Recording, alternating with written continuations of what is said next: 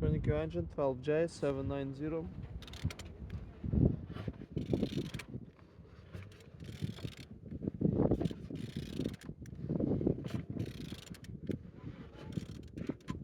Engine turn.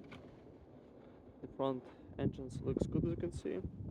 Look a swollen compressor without any damage. The same as well like altimeter. On this side, everything's good.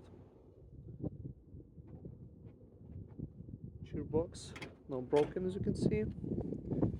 Same as well like on this side, everything nice.